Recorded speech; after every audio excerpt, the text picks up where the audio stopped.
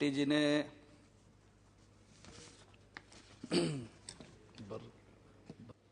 जो representation of people amendment bill प्रस्तुत किया उस पर मैं अपने विचारों को रखता हूं। गोपाल जी ने अपनी बात को रखने के समय परसेंटेज और सीट्स इनके तालमेल को तो सामने रखा, लेकिन हमारे मित्र खलीक साहब अभी वैल्यूज की बात कर रहे थे और मैं वैल्यूज की बात से ही शुरू करूंगा कि इस सभागृह के अंदर अटल जी की सरकार जब नहीं रही और उसके बाद में स्वर्गीय प्रमोद महाजन जी ने इस सभागृह के पटल पर एक बात को रखा था कि हमारी लोकशाही किस तरह से चलती है कि सबसे बड़ा दल भारतीय जनता पार्टी था उस वक्त पे और वो विपक्ष में था। दूसरे नंबर का दल कांग्रेस था जो सरकार में तो था लेकिन सरकार के बाहर था। तीसरे नंबर का दल लेफ्ट पार्टीज थे जो सरकार के अंदर थे और सरकार के भागीदार भी थे, और सिंगल पर्सन उस वक्त पे सदस्य थे वो सरकार के अंदर थे और सरकार के मंत्री थे। ये चाइना में डेलीगेशन गया था और चाइनीज डेलीगेशन के सामने अपनी बात को रखते हुए इस सभागृह में आदरणीय महाजन जी ने उस बात को बताया था। और आप जिस वैल्यू की बात करते हैं तो देश चंद्रशेखर जी की सरकार को भी नहीं भूला, चौधरी चरण सिंह जी की सरकार को भी नहीं भूला, कांग्रेस की भूमिका उस वक्त पे क्या थी उस बात को भी आज तक नहीं भूला। और आप जब वैल्यू की बात करते हो तो गोपाल शेट्टी जी का जो मुद्दा है ये इसी मुद्दे पे आधारित है कि जब कथनी और करनी में फर्क हो जाता है तो कथनी और करनी को सही कैसे करना चाहिए उस बात के आधारित ये मुद्दा है। और पीपल रिप्रेजेंटेशन एक्ट में जवाबदेही भी होनी चाहिए। जब हम वैल्यूज की बात करते हैं तो जवाबदेही को भी सामने रखने के समय पे, अपनी बात को रखने के समय पे आदरणीय शेट्टी जी ने अपनी बात को उस तरह से रखा कि चुन के आने के बाद अभी अभी महाराष्ट्र में खेल देखा आपने खलीक जी, आप ही की पार्टी थी जो एनसीपी और कांग्रेस, शिवसेना और बीजेपी गठबंधन बना के सामने सामने लड़े। जैसे ही विधानसभा का चुनाव खत्म हुआ मौका परस्त कांग्रेस पार्टी ने शिवसेना के साथ सरकार बना दी। उदाहरण काफी लंबा नहीं है, ताजा ही है, और मैं ताजी बात को ही आपके सामने रखता हूं कि जब इस सर्वोच्च सभागृह के अंदर हम मोरल वैल्यूज की बात करते हैं तो कांग्रेस को तो मोरल वैल्यूज की बात करने का कोई नैतिक अधिकार आज के तारीख में नहीं है। हम जब हमारी बात को रखते हैं तो बात के अंदर पीपल्स रिप्रेजेंटेशन एक्ट में क्या बदलाव होना चाहिए। गोपाल जी ने अपने बिल में क्या कहा कि परसेंटेज ऑफ वोट्स के आधार पर अगर 16% वोट के आधार पर डिपॉजिट जब्त हो जाती है, उतने वोट नहीं पड़ते किसी उम्मीदवार को, तो 6% वाली पार्टी राष्ट्रीय पार्टी कैसे बनती है, यह मुद्दा गोपाल जी ने अपने बिल के अंदर कहा है। मैं मेहताब जी को भी सुन रहा था, मेहताब जी ने काफी अच्छा एनलाइटमेंट दिया कि मार्गदर्शन किया इस सभागृह को, लेकिन मेहताब जी व्यवस्था के ऊपर उठकर आजादी के समय से जो व्यवस्थाएं बनी है इसके ऊपर उठकर हम कभी तो भी सोचेंगे कि नहीं ये आज का मुद्दा है। कोई नेशनलाइज पार्टी कम करने का मुद्दा इसमें नहीं है, लेकिन लोगों के प्रति जवाबदेही बढ़े, राजकीय पक्षों की जवाबदेही बढ़े, ये मुद्दा इस बिल के अंदर लाया गया है।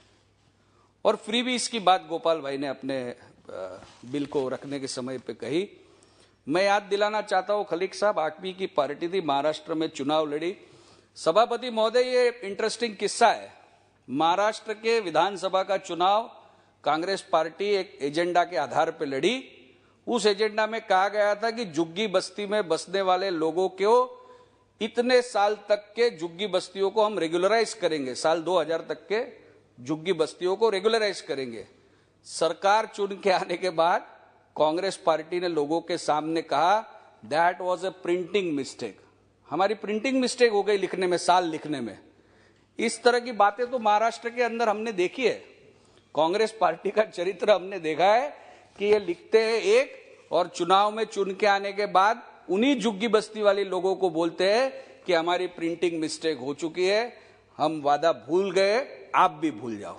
इस तरह की बात को कांग्रेस ने हमेशा दोहराया है और निश्चित उसके सामने माननीय मोदी जी ने हाउसिंग फॉर ऑल जब कहा तो सामान्य आदमी को घर देने के लिए केंद्र सरकार हो, राज्य सरकार हो, अर्बन लोकल बॉडीज हो, सभी ने अपने कानून और नियमों में बदलाव करके लोगों को घर मुहैया करवाने का काम आज तक प्रधानमंत्री आवास योजना के अंतर्गत हुआ है, जिसकी मिसाल आपके सामने है।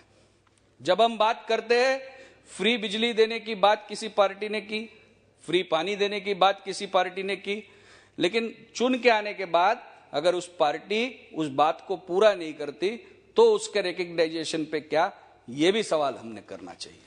और इन सभी बातों को ध्यान में रखते हुए इस पीपल रिप्रेजेंटेशन एक्ट की जब हम बात करते हैं, अध्यक्ष सभापति महोदय, मेरा एक छोटा प्रश्न है। जब हम चुनाव रिफॉर्म्स की बात करते हैं, मेहताब जी आप भी ध्यान दीजिए कि हम जब चुनाव के सामने जाते हैं, कंपलसरी वोटिंग 100% वोटिंग का बिल प्राइवेट मेंबर पे पिछली बार लगा, लेकिन आज की हमारी चुनाव व्यवस्था क्या है? आज की हमारी चुनाव व्यवस्था है सवेरे 7 बजे से लेकर शाम को 6 बजे तक, यानी 11 घंटे की वोटिंग व्यवस्था है। अगर 11 घंटे की वोटिंग व्यवस्था में हम ये सोचते हैं कि 1000 लोगों का जो बूथ होता है उसमें सारी वोटें पड़ जाएगी, तो ये असंभव है। असंभव इसलिए है कि एक मतदाता को बूथ के अंदर जाकर बाहर आते हुए कम से कम 1 मिनट का समय तो लगता ही लगता है। हमारी व्यवस्था 660 मिनट की है। हम 660 मिनट में 660 वोट अगर डाल सकते हैं तो 1000 लोगों को जिस दिन कंपलसरी वोटिंग करेंगे तो या तो हमको 14 घंटे की या 15 घंटे की वहां पे मतदान यंत्रणा, मतदान व्यवस्था करनी चाहिए। क्या हम इसके बारे में कभी सोचेंगे? क्या हम इस व्यवस्था को स्ट्रेंथनिंग करने के लिए सोचेंगे? गोपाल जी ने तो बात कही टैक्स पेयर मतदाताओं की। मैं ये समझता हूं कि नागरिक का अधिकार है, वो 5 साल में अपने अधिकार का प्रयोग 3 बार करता है, लोकसभा के चुनाव में, राज्य की विधानसभा के चुनाव में, और वो अर्बन लोकल बॉडीज होती है या ग्राम पंचायत और बाकी चुनाव में करता है। लेकिन ये तीनों बार चुनाव के अपने मताधिकार का प्रयोग करते हुए विश्व की सबसे बड़ी लोकशाही लोकतंत्र भारत देश के अंदर उस मतदाता को फैसिलिटी क्या मिलती है? जब वो लाइन में खड़े रहता है तो धूप से, पसीने से लथपथ होकर वो इस आस में मतदान करने जाता है कि मैं जिसको मतदान करता हूं वो मेरे देश का भाग्य विधाता बनेगा, वो मेरे प्रदेश का भाग्य विधाता बनेगा। और जो बात खलीक जी आपने कही कि विश्व गुरु के पद पर भारत कब जाएगा, तो आज भी माननीय मोदी जी के प्रयासों से भारत के नागरिक को विश्व में एक अपनी पहचान मिली है। आज अपनी पहचान को भारत खोज रहा था और भारत को एक पहचान मिली है विश्व में। भारत भर का आपने आंकड़े सुनाए कि इतने लोगों ने नागरिकता छोड़ी, इतने लोगों ने नागरिकता छोड़ी। मैं आपको बताता हूं कि जो नागरिकता छोड़ने वाली बात आप जब कहते हैं तो उसके साथ साथ इस बात को भी आपने ध्यान में रखना चाहिए कि विश्व के अंदर हर तीसरा डॉक्टर आज भारतीय है, विश्व के अंदर हर दूसरा इंजीनियर भारतीय है, नासा के अंदर लगा के सारे क्षेत्र के अंदर भारतीयों का अपना डंका है। भारतीय नागरिक न केवल भारत के अंदर लेकिन विश्व के सभी देश के अंदर महत्व के पदों पे प्रस्थापित हुआ है। वो डॉक्टर हो, वो इंजीनियर हो, वो साइंटिस्ट हो, अपनी बात को बखूबी रखता है और ईमानदारी से अपना काम करता है। इसीलिए भारत विश्व गुरु के पद पे होने जा रहा है, ये उसका प्रमाण माप है।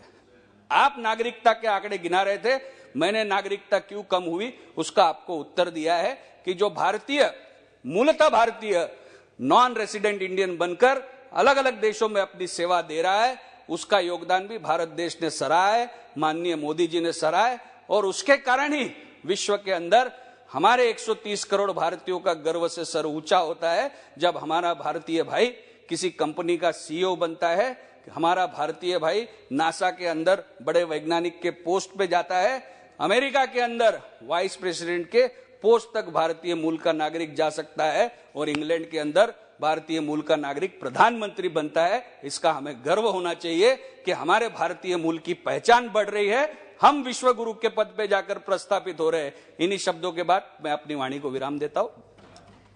श्री दानिश अली जी। धन्यवाद सभापति महोदय कि आपने मुझे द